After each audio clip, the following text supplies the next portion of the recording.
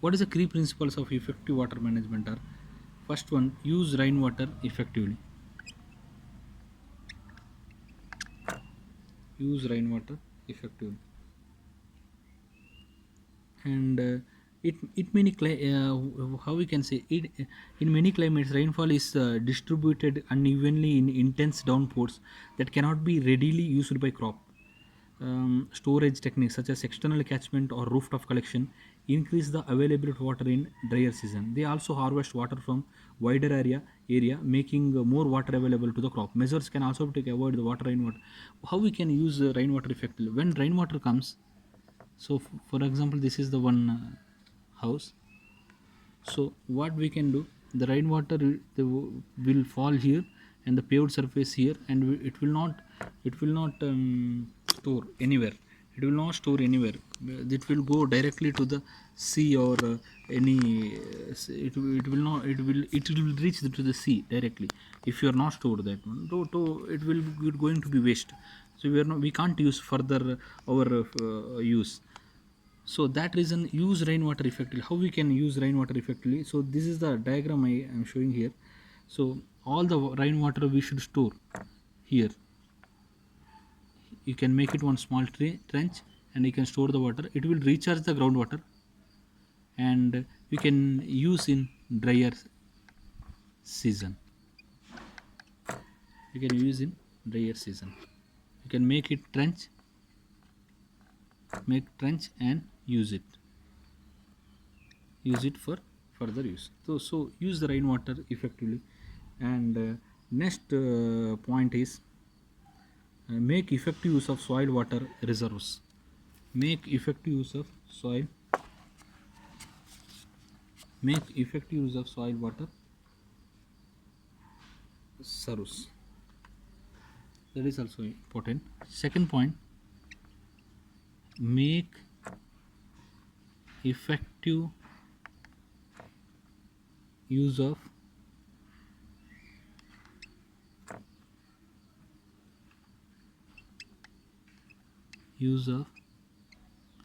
soil water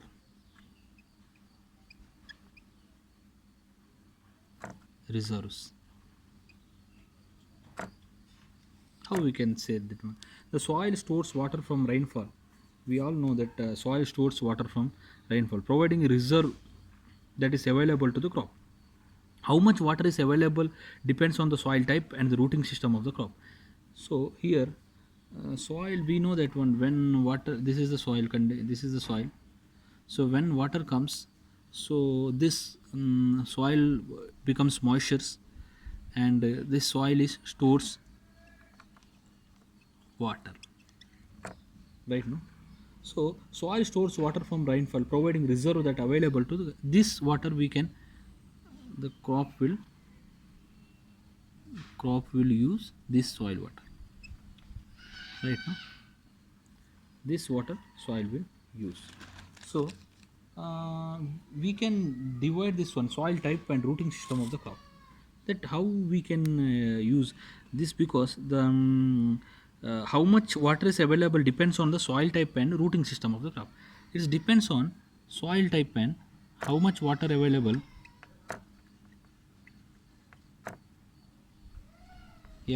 of water depends on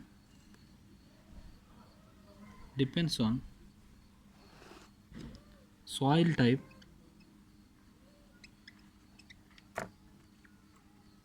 and rooting system of the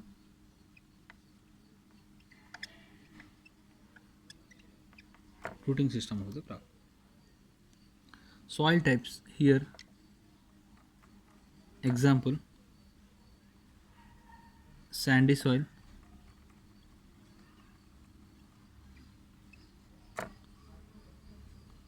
holds less water. We can say sandy soil holds less water.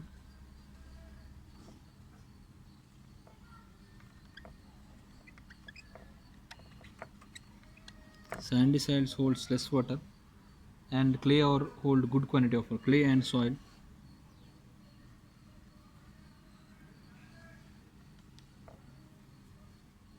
clay and or silt soil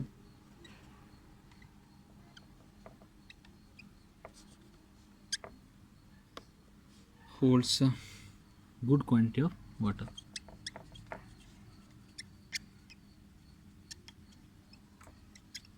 Good quantity of water. So here soil types, and if it is soil soils holds less water, and if it is clay or silt soils, good quality of water it will stores. And rooting system also, I said what I said, that rooting system also it depends. It's two types of rooting systems. One is deeper rooting. Two systems of is the rooting system is one, we can say deeper rooting and shallow rooting.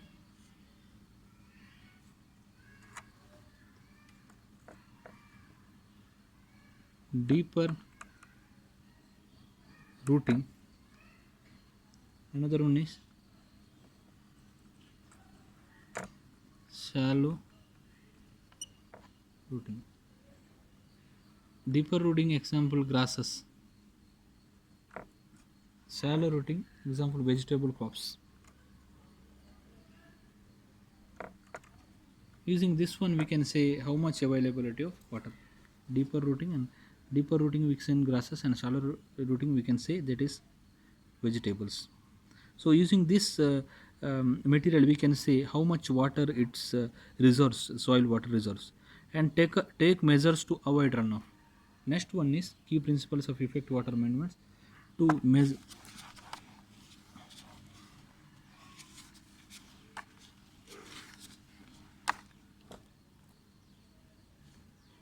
Take measures to avoid runoff.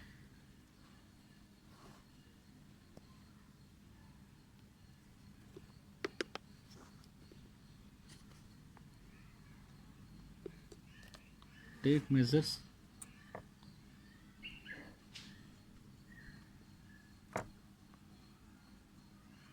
take measures to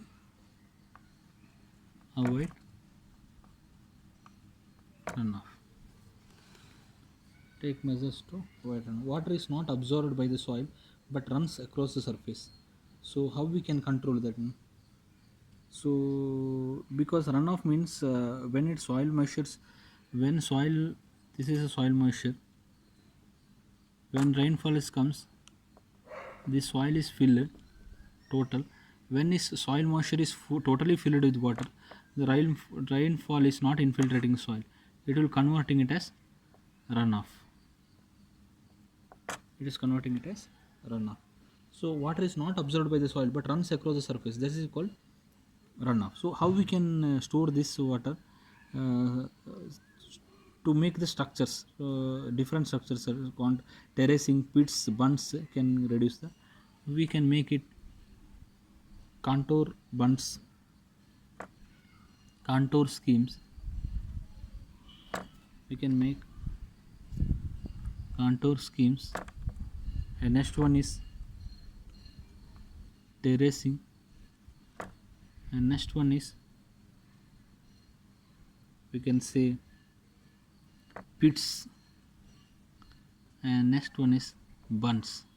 So using these techniques, using all these techniques, we can reduce the runoff to measure the, to avoid the runoff.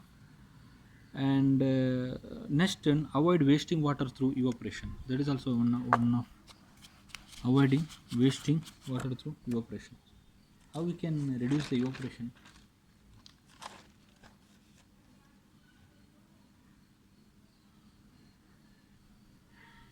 So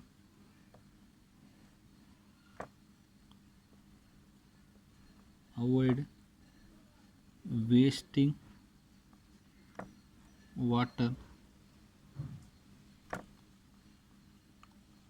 through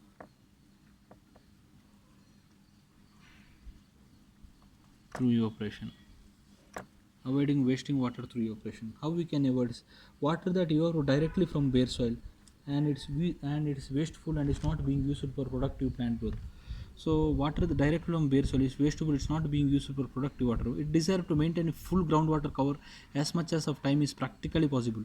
Applying much to the soil will also reduce evaporation considerably. use of drip irrigation technique. If it is bare soil or dry soil, the water evaporates fully. So how we can control? Use drip irrigation technique. So in the drip irrigation technique, we are not using much water. Bare soil, water evaporates fully, and drip irrigation techniques control the maximum quantity of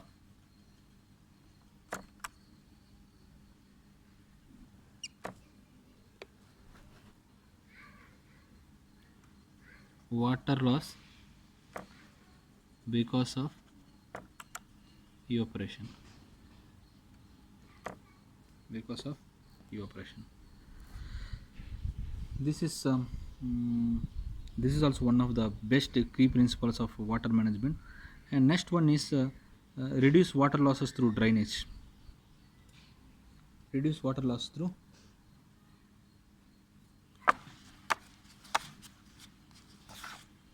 So next system is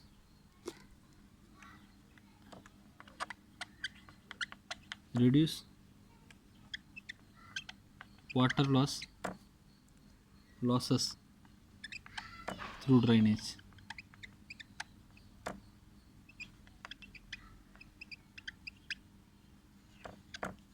So how we can make? When water drains out of the soil, nitrogen is washed out. Adding compost manures retain the water in the soil. When water drains out the soil, nitrogen content is washed out. Nitrogen also washed out. So we can say reduce water losses through drainage. When water drains out,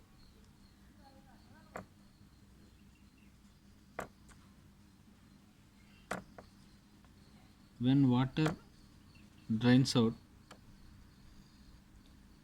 the soil,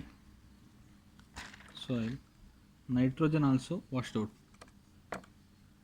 Nitrogen content is also important. Nitrogen content also washed out. So how we can retain to that contents? To adding adding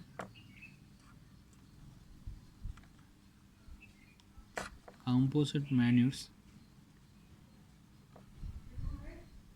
retain the water in the water in the water in the soil.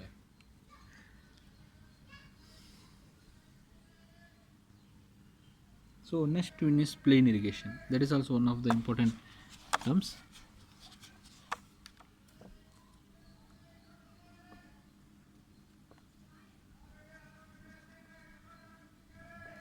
Plain irrigation. That is, irrigation is one way of supplementing water from rainfall and its soil resources. Irrigate water when it's necessary. So that is also one techniques to retain the water in that soil surface. So irrigation is one way of supplementing water from rainfall and soil resources, but can waste large amounts of water if not used carefully. A key way of making the most of the water supply is to only irrigate when necessary. Many people irrigate on a regular basis whether the crop needs or not.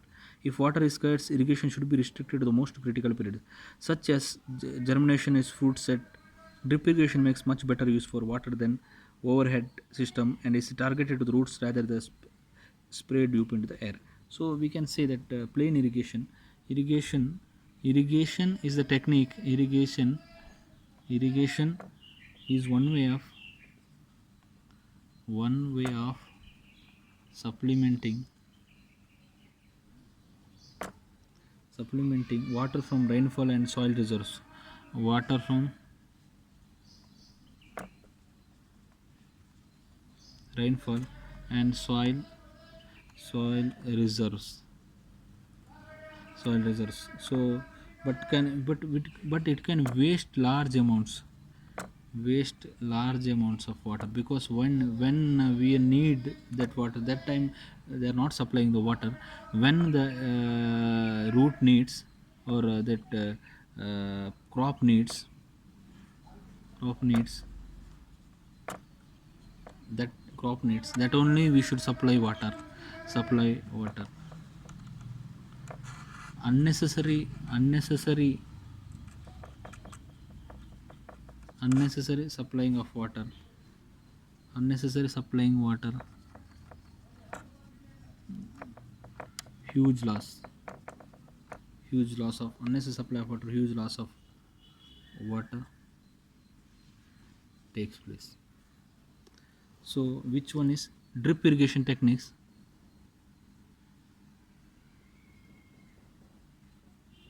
Technique is proper water usage techniques.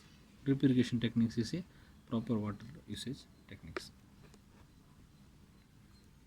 So next, which one is water harvesting techniques? Next, we'll discuss about water harvesting techniques.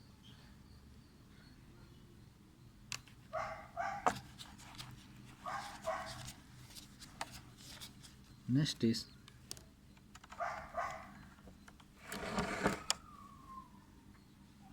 water harvesting techniques.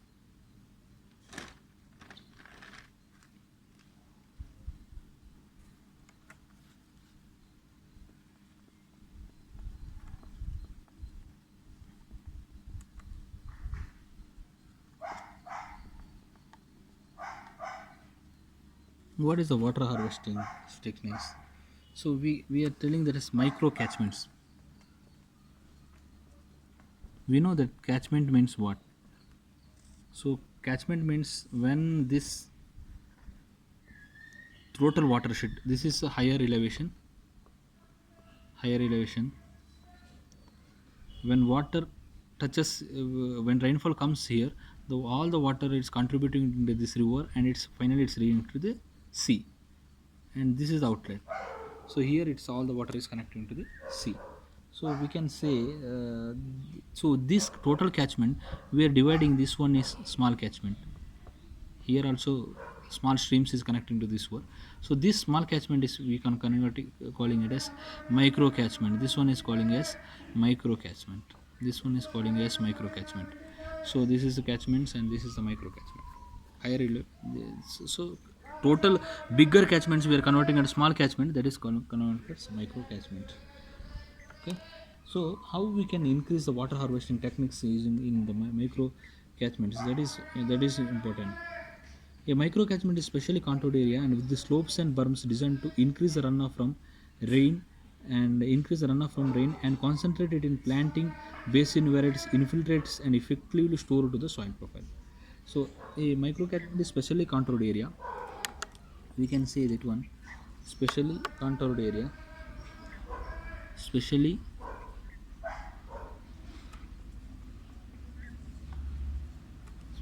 contoured area. This is a contoured area. Especially contoured area, and it's increase the runoff,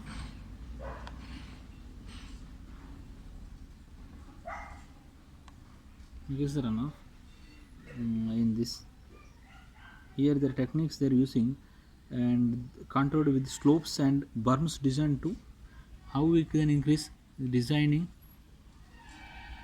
slopes and berms. It will protect the side of bund.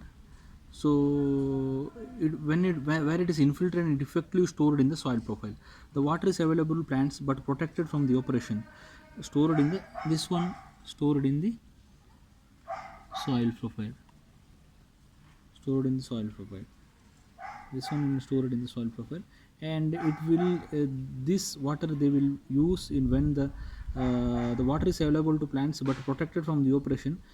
These benefits of the techniques are improved soil moisture runoff and groundwater recharge, and soil nutrients, increase the biomass production and subsequent higher yields. Everything this is increase the, this techniques is increase the soil moisture, design slopes and berms, and increase the moisture content of the soil. It is increase the moisture content of the soil. This increase the moisture content of the soil. The main advantages of this one is, what is the main advantages of the in simple and it's inexpensive. and low salt content and inexpensive. This is simple techniques. We can say this is a simple advantages.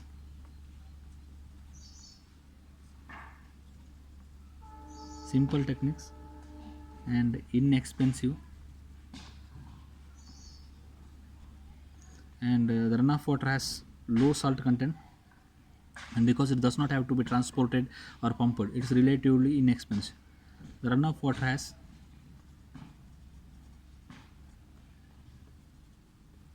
low salt content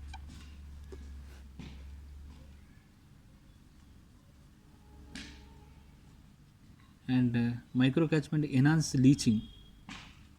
It is enhance leaching, reduce soil salinity,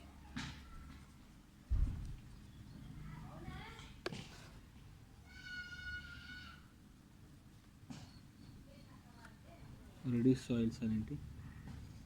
So, and this is the important terms for that techniques wherein we can use for water harvesting techniques.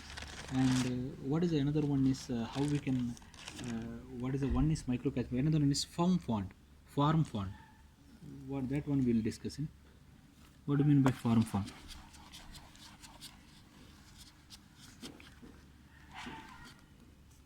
I say that next one is next one is micro catchments and then is farm pond. This is one small type of fonts. We can see the diagram in your notes. So please refer your notes for a more detailed diagram. So farm pond is a large hole dug out in the earth, usually square or rectangular shape on a small pond. This kind of small ponds they are constructing. Here this is the outlet, and this one is silt pit. We can say this is a silt pit, and this one is inlet, so water will store here. So this is square or rectangular in shape, and erosion is prevent banks of bunds. So this banks of bunds prevent the erosions, and the size depends on amount of land available, and this is size is depend on, you can write it here. This square or shape is square or rectangular shape is square or rectangular, and next size depends on amount of land. Size we can develop a bigger size also. Amount of land available,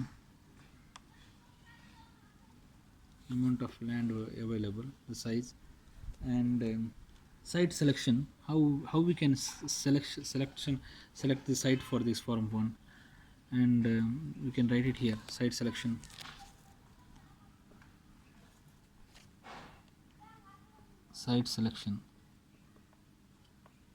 for farm pond. One is overland drainage.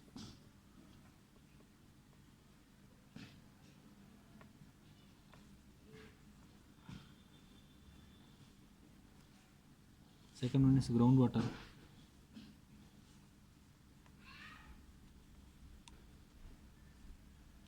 Impounding flowing water.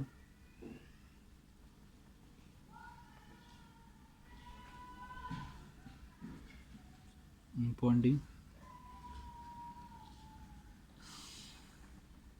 flowing water. And next one is other sources. This is the different selection. Drainage area of annual precipitation rates will be determines if water supply is adequate. So that is when comes in overland drainage. So if in that site selection, overland drainage will comes the surface runoff from precipitation, melting snow or spring flowing overland. Drainage area and annual precipitation rates will determine if the water supply will be adequate. So this is overland drainage. This is surface runoff from precipitation. This is the overland drainage will depend on surface runoff of the precipitation and melting snow or anything, any kind of different rainfall. We can divide it. And precipitation means anything we can consider flowing overland. overland flow is there, no, that one drainage area of annual precipitation rates will determine if the water supply will be adequate. So using that one we can consider for constructing the farm fund whether it's water available, if water whether it is sufficient or not, we should check it, because we are considering the only the runoff rainfall. Rainfall means runoff from the precipitation, how it is runoff is comes generating, that what is the quantity of generating the runoff, everything we can check it here before constructing site selection. And groundwater ponds which acquire water mostly from groundwater are often called water table ponds. They are built by excavating the below the water table at the location. The level of the water will be equal to that water table at any given time. In some cases, the what happens, underground springs may be present, springs of flow underground of present, because it should be in the level of groundwater. You should be dig in a very deeper condition, so then only we can compensate in that that water. Sometimes the spring also developing in that, so it will be more recharge. If it is springs developing, the more water will generate, and it will be useful for improving the groundwater recharge and also for our future use. So that is also one important key points for that groundwater. And another one is impounding flowing water. This is can be plentiful water source for a pond. Impounding flow, that is we can say this is can be plentiful water source of pond. However, impounding flowing water can have adverse effects. It can block fish passage, warm the water downstream, add excess nutrients to your pond, and cause sediment from upstream to fill your pond. The latter will require occasional removal. Heavy flows can also be difficult to contain. So generally more problems are encountered with this type of pond and are not recommended to be built in this way. So it will be sometimes it will disturb for the ecosystem, so that would meant some maybe that is not suggestible for some reasons. And other sources, if water available for other sources, because we can say that roof water, diversion from the excess water from the drainage, that water we can use for this pond. So this is the site selection for the and construction farm fund. How we can construct this farm fund? After the site selection and pond dimension decided, the pond dimensions, the site should be cleared of all stones and wood vegetation should be removed. That we can say that one how we can construct the construction fund. That is a general form. General equipment used for pond construction are pulley wheeled scrappers and draglings and bulldozers. The use of bulldozer for excavation usually limited to relatively small ponds due to inefficiency in transporting the material. So we can that depend on criteria, how the people available labors, and what is the size of the ponds. Everything it's depend on that site conditions and size of the farm pond. So related to that we can say what kind of material we can use for construction of farm pond. So that different machines also we can use for related to that one. Pulley wheel scrappers, draglings and bulldozers, everything we can use for depend on that conditions and site conditions and economy of that project. Everything it's we should consider that one. And depth and side slopes of farm ponds, that is also important. The depth of the pond is generally determined by soil depth, kind of material excavated and type of equipment used. The selected pond depth should have a depth equal to or greater than the minimum required for the specific location as a depth of pond is most important dimensions among the three dimension. In semi-arid regions, the evaporation losses can be reduced by deepening the pond depth for the same volume of water stored as lesser in the area occupied by the pond. So this is also depend on that pond size and the area of total area of the population of that area. So how much water we can recharge, so everything we can consider for when you're considering these designs and side slopes and depth, we can consider related to that demand of that area. So this one we can say if you are constructing huge that side slopes also related to that also we need to make design. So that is also important parameter for that one. And dimensions of farm ponds, this is also important. So everything I have given in notes, please refer that notes. Dimensions and the diagram is also there. So advantages of farm ponds. What is the advantages of farm ponds? They provides water to start growing crops without waiting for rain to fall. So if you are having the store water, so there is no need to maintain the rainfall. So it will be create some backups of water. So that is one of the big advantage for creating the farm ponds. And next one is they provide irrigation water during dry spells between rainfalls. So when dry periods, we can get the water from that these ponds, so we can use for irrigation purpose. That is also important advantage of the farm ponds. And bunds can be used to raise vegetables and fruit trees, and the supplying the farm household with an additional source of income and of nutritious food. So they promote fishing. The recharge of is also useful for, that is one of the important. Whenever you are water storing, the one main advantage is it will recharge the groundwater, and this improve the drainage, and this promote the fishing. And the escorted earth has a very high value and can be used to enrich soil in the fields, leveling and constructing the farm roads. And one more thing is a percolation tanks. That is also one more important terms is the percolation tanks. How we are using percolation? Reduce the surface runoff and storage water. Why we are using the percolation tanks? Next we will go for percolation tank.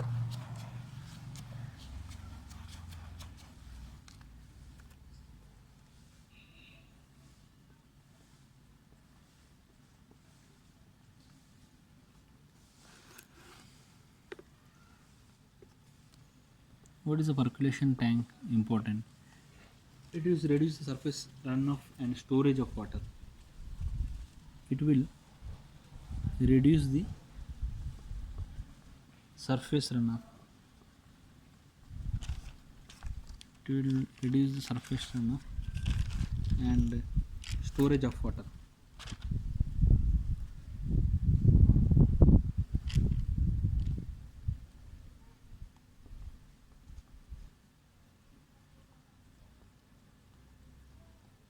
Surface runoff, and it will surface runoff, it will reduce surface runoff, because it's more runoff means it will going full, it's going to the sea. So that reasons their percolation tank can be used for reduce the runoff and percolate and recharge the groundwater storage. So that is important. And this storage and it reduces runoff, and which is useful to storage of water, and it is used for, it is reduced surface and used for storage of water and increase the groundwater recharge.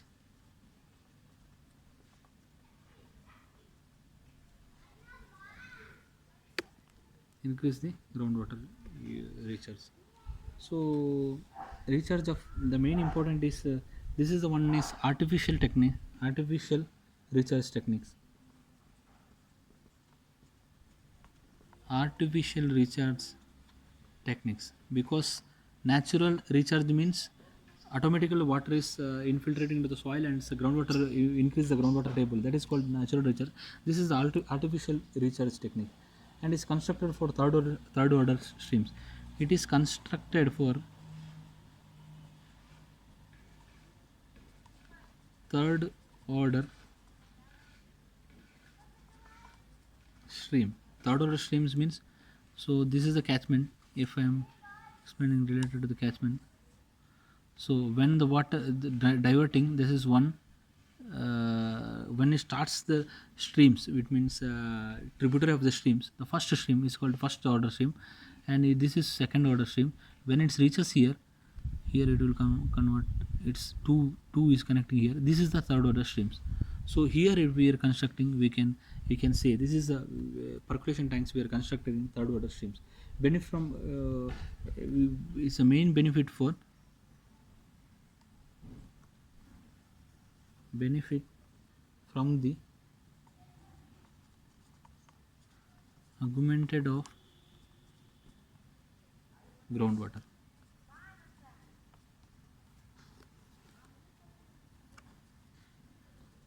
So this is your main usage of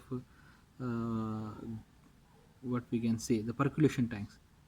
This the more details we can get it from notes. This is small description I have given why we are using the percolation tanks. So next one is rainwater harvesting.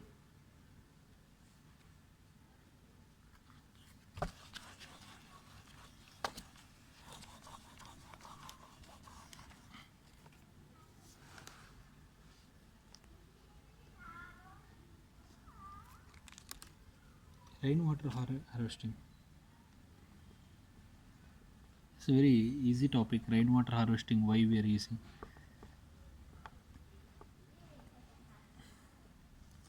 So rainwater harvesting means when, as I told before, so when water is, this is the one small residential house. When water is fast down here, some when soil moisture is totally saturating, so soil moisture is totally saturating. So what happens? The water is converting as runoff. So this water will going to be waste. So and it will reaches to the sea. So what we are doing here